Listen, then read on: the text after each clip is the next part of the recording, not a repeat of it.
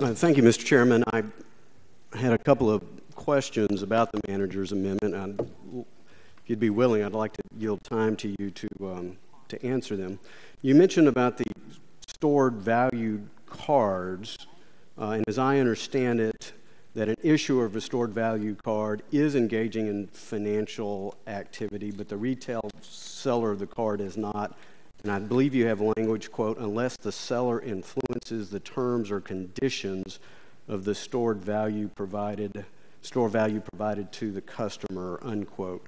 Could you explain to me what is meant by that phrase, influencing the terms and conditions? Yes, I believe that it is if the retailer has customized for his or her use and talks about those terms, then they are a participant in the shaping of it. So that if they say, well, I want to have these terms or that, so they got into the repayment, if they are shaping the actual and influence the interest rate, the duration, that would make them participants in the loan process. So if a customization of the card then could lead to coming within the ambit of CFPA. The next question I had, the amendment states that financial services do not include investment advice provided by an advisor registered with the SEC, CFTC.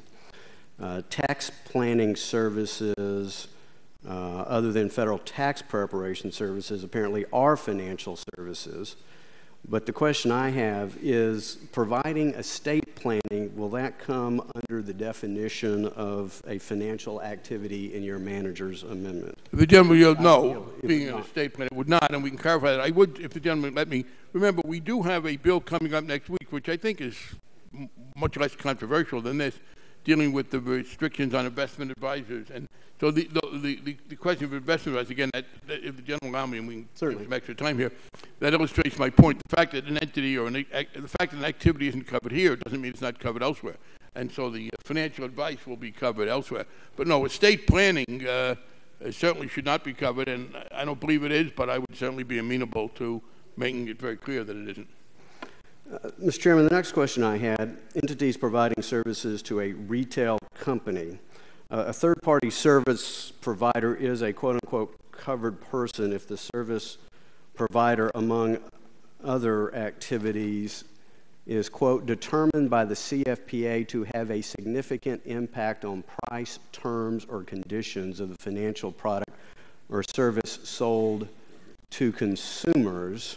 And so I'm curious what is meant by that language, how you would envision the CFPA to interpret significant impact on price, terms, or conditions, trying to understand, once again, how many third-party servicers may be brought within this new regulatory ambit.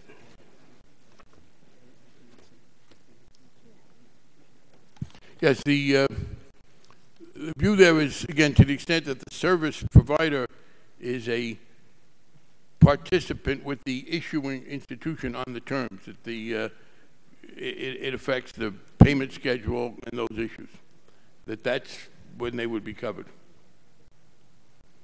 And so that the role of the service provider, it's in credit cards we're mostly talking about, that they have an impact on the terms of the credit card.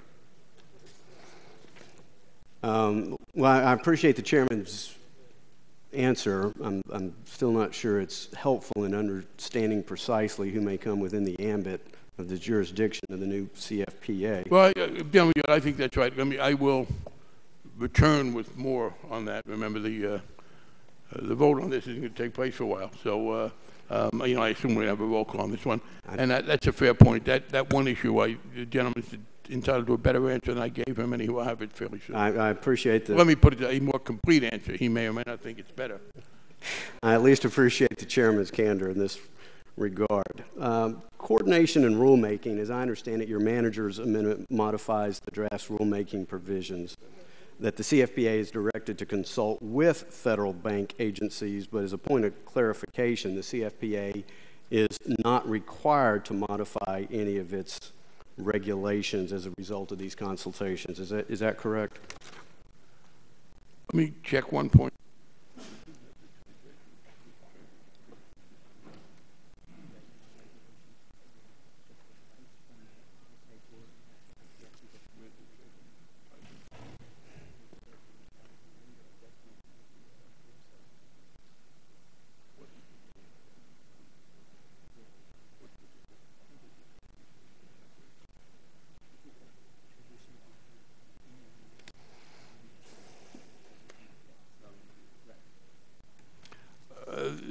That's correct. There is a role for Treasury as a tiebreaker, but that comes in a different provision in terms of the examination and enforcement. That is, there is a period where if there was a disagreement between the two agencies, Treasury would intervene. But in the case of the rulemaking, no, the bank regulators have input, but no, they can advise, but they have no approval power or disapproval power.